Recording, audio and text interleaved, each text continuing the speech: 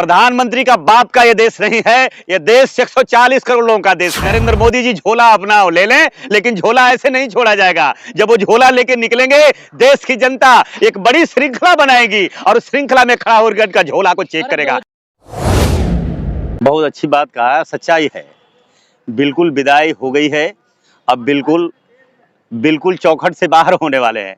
प्रधानमंत्री का कार्यालय छोड़ने का, और जो उन्होंने बोला था कि मैं झोला लेके आया हूं, अब मोदी जी झोला लेके निकलने की तैयारी कर रहे हैं। ये पूरे देश जानता है। ये उसी दिन उनको आभास हो गया था जब ये कर्नाटक और हिमाचल का परिणाम आया था, बंगाल का निकाय का चुनाव का परिणाम आया था। उसी दिन भारतीय जनता पार्टी अपना हार स्वीकार कर ली थी। और एक बात मैं आपको जानकारी दे दूं बड़े अच्छे तरीके से कि सत्यपाल मलिक जी ने जो कहा है वो कोई गलत बातें नहीं कहा है। सत्यपाल मलिक जी तो जीता जागता उदाहरण है, जो पुलवामा का बहुत बड़ा साक्ष्य है, पुलवामा का गवाह है। अब मोदी जी दूसरा पुलवामा करने से डर रहे हैं, क्योंकि उनका पूरा पर्दा के अंदर जो पर्दा था सत्यपाल मलिक जी ने हटा देने का काम किया है, बता दिया है। अब कोई देश की जनता भरोसा नहीं करेगी। अगर एक भी सैनिकों का जान जाता है अमित शाह जी और प्रधानमंत्री नरेंद्र मोदी जी, उसका पूरा मुकदमा 302 का मुकदमा आपके ऊपर लगाया जाएगा। देश की जनता, जिसका बेटा जो शहीद होगा, मारा जाएगा, सारे लोग जानता है। बताओ, आज भी जो कई बीच बीच में कभी कोशिश हो रही है हमारे सैनिकों को मरवाने का, क्योंकि ये हमेशा जो है इमोशन पर अपनी चुनावी बैतरनी को हमेशा पार होते आए हैं। कभी इन्होंने अपने काम पर वोट नहीं मांगा। जब पहली बार आए थे तो कांग्रेस का भ्रष्टाचार पर वोट मांगा था। पहली बार आए थे तो अच्छे सपने इन्होंने दिखाया था, अच्छे दिन लाने का सपना दिखाया था और झांसा दिया था। नहीं, देश कितना बच रहा है आपको अच्छे तरीके से मालूम है। देश कहां गया, देश का जीडीपी कहां गया, देश में बेरोजगारी कहां गया, देश के किसानों का हालात क्या हुआ, देश में पढ़ाई कहां है, देश की एमबीबीएस करने में पैसा कितने लग रहा है। युद्ध हो रहा है यहाँ तो सेफ है ना मोदी जी के रहते हुए। हाँ, कहां महायुद्ध हो रहा है। महायुद्ध कोई ऐसी कोई पहली बार थोड़ी दुनिया के अंदर हो रहा है, जिसमें भारत की सरकार की क्या भूमिका है। भारत की सरकार इसका श्रेय लेने की कोशिश नहीं करे। नरेंद्र मोदी जी न जाने और अमित शाह जी क्या कह देंगे और कहने के बाद क्या जुमला के भाषा में बात कह देंगे, ये कोई सब लोग जानता है, पूरा देश जानता है। आप राजनीति कर रहे हैं। मोहन भागवत ने कल ही कहा है कि कुछ लोग शांति नहीं चाहते हैं, चाहे मणिपुर में अशांति फैलाने की कोशिश कर रहे हैं, राजनीति कर रहे हैं। तो मणिपुर के बहुत बड़े हिमायती थे, जहां 1.5 महीना तक जलता रहा मणिपुर।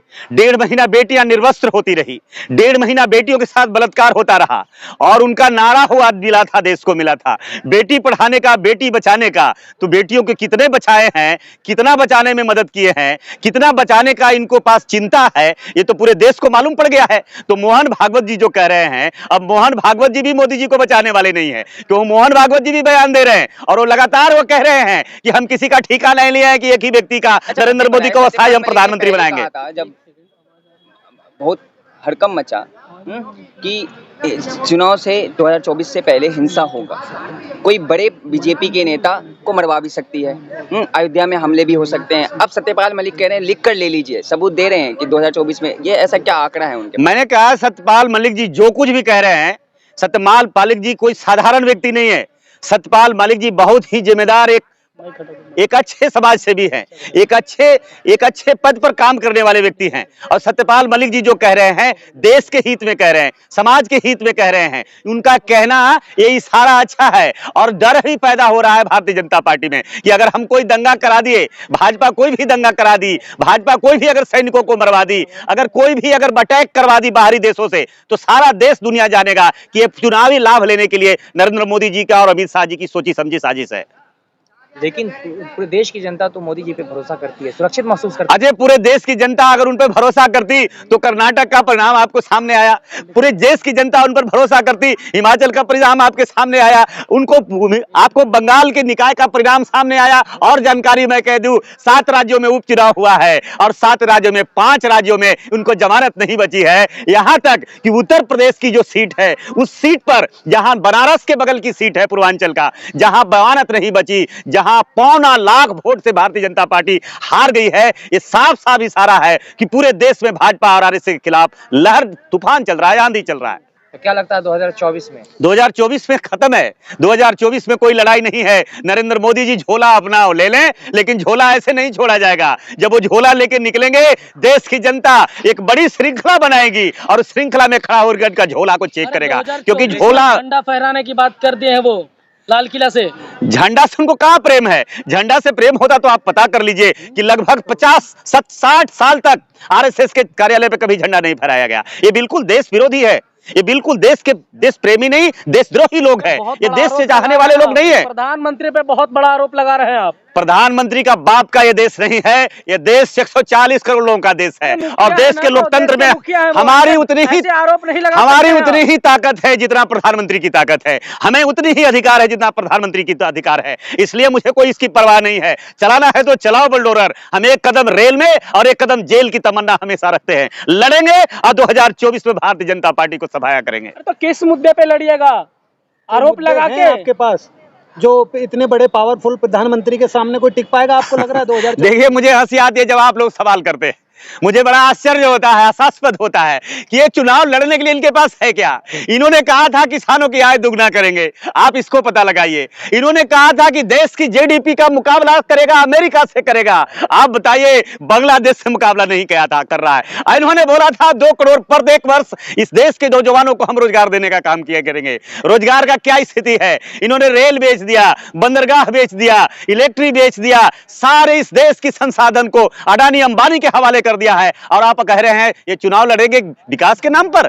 समस्या जो आज है इस देश में, इनके पास चुनाव लड़ने के लिए और चुनाव का कोई मुद्दे बचे नहीं है। अगर इनके पास कोई बचे हैं तो एक ही मुद्दे हैं, हिंदू मुसलमान, इसके सिवा कुछ नहीं है। लेकिन अब देश की जनता इतनी बेवकूफ नहीं है, हिंदू मुसलमान के नाम पर भी लड़ने वाले नहीं है। सारे लोग मिलजुल कर भारतीय जनता पार्टी के तेरे ही करेगी, श्राद्ध इनका करेगा। लेकिन ये शासन जो है हिंदू धर्म को, मंदिरों को सुरक्षित करने में, रक्षा करने में तो लगे हुए हैं। तो आप बताओ, जहां अयोध्या में मंदिर बनने कर तैयार है और उद्घाटन की तैयारी कर रहे हैं कि 2024 में अयोध्या के राम मंदिर पर, और बोलिए ये भी मैं कह दूं कि जब कर्नाटक में चुनाव लड़ने गए थे तो हनुमान जी के भरोसे गए थे। हनुमान जी के गदा क्या मार पड़ी है, अभी तक अमित शाह जी के गर्दन सीधा नहीं हो रहा है, नरेंद्र मोदी जी सर उठा नहीं पा रहे हैं और अयोध्या में एक हार कर तैयारी हो रही है। और दूसरे तरफ जब उपचुनाव सीट में, जो बनारस के बगल में मऊ की बगल की सीट जो हारे हुए, पराजित हुए हैं, तो आप इससे समझ सकते हैं न इनको राम काम आने वाले हैं, न इनको हनुमान काम आने वाले हैं।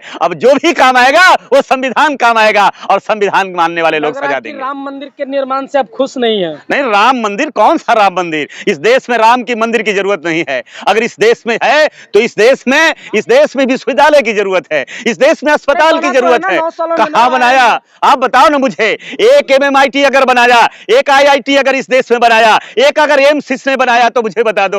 IIM बना है पिछले सालों में। जो बनाया है मुबारक हो, अगर हो सकता है, अगर बना है तो हम चाहते हैं आप लोग भी, आप 15 लाख वाले भी खाता खुलाए थे और पत्रकारों लोग, आप लोग का भी खाता खुला है, आप उनसे बात उनसे पूछ लीजिएगा। नॉन IIM बीजेपी की सरकार में ही IT और मेडिकल कॉलेज वगैरह बने हैं।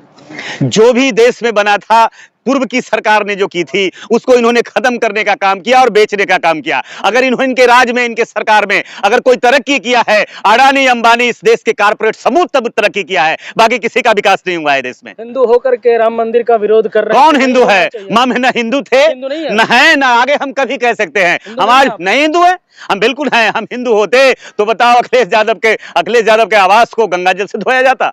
बताओ हम हिंदू होते तो हम शूद्र कहां से होते? हमें शूद्र कहा जाता है, आज भी हमें पिछड़ा कहा जाता है, आज भी हमें अछूत कहा जाता है। हम हिंदू कैसे हो सकते हैं? हम हिंदू की वोट देने के लिए हिंदू हैं? अगर हम हिंदू होते तो हम भी IAS होते। बताओ एक IAS अगर हमारा है तो, एक अगर सुप्रीम कोर्ट में कोई जज कोई पिछड़ा और दलित का बेटा है तो मुझे बता दीजिए, फिर हम हिंदू कैसे हो सकते हैं? अगर एक हिंदू ब्राह्मण है तो देखो, एक हिंदू अगर हम भी हैं तो हमारा भी घर परिवार में एक सुप्रीम कोर्ट का जज चाहिए, हमारे भी घर में एक डॉक्टर चाहिए, हमारे भी घर में एक IAS चाहिए। अगर हमारा कुछ भी नहीं है तो हमें शूद्र समझकर हमें अपमानित किया गया, हमारे पुरखों को अपमानित किया गया, तालाब रोका गया। 24 से पहले सारे भ्रष्टाचार नेता जेल में होंगे। तो भ्रष्टाचार करने वाले तो यही हैं। भ्रष्टाचार का अखाड़ा बनाने वाले कौन है? नीरव मोदी कौन है? ललित मोदी कौन है? विजय माल्या कौन है? बताओ, रिपोर्ट निकालो आप, कौन है? ये सारे रिश्तेदार हैं इनके, ये सारे मोदी जी के रिश्तेदार और भाजपा का रिश्तेदार है। तो आप बोलो भ्रष्टाचार कराने वाले तो हैं। ED और CBI को आगे करके आप चाहते हो रौंद करके हम इस देश की सत्ता पर आ जाएं और बहुजन समाज के नेताओं को दबा दें? कोई दबने वाला नहीं, देखा नहीं आपने बिहार में? और वहाँ खास तरह की जो मीडिया है वो तो आपकी बात ही नहीं करती, तो आपको कैसा लगता है आप 24 में इनको टक्कर दे पाएंगे, तमाम अपनी बातें रख पाएंगे, आपको लगता है? देश में भी दो मीडिया है, एक मीडिया इस देश में सोशल बहुजन मीडिया है और एक इस देश में ब्राह्मण मीडिया है। हम ब्राह्मण मीडिया को कभी नहीं देखते हैं और न हम कभी भरोसा करते हैं कि वो मीडिया कभी समस्या नहीं दिखाती है। ये मीडिया, उनकी जो मीडिया है वो सूट बूट की मीडिया है, वो जूता प्रधानमंत्री का दिखाता है, चश्मा दिखाने में परेशान है, स्मृति ईरानी को दिखाता है, स्मृति ईरानी का मेकअप दिखाता है। ये इस देश का जो मीडिया है, इसलिए उसका नाम गोदी मीडिया है। हमें आप पर भरोसा है, मुझे सोशल मीडिया पर भरोसा है, मुझे इस देश के बहुजन मीडिया भरोसा है। आप लोगों ने अगर एकजुट होकर के इस देश की समस्या को दिखा दोगे, 2024 में इनको छठी की दूध याद करा देंगे हम सारे लोग। अमित शाह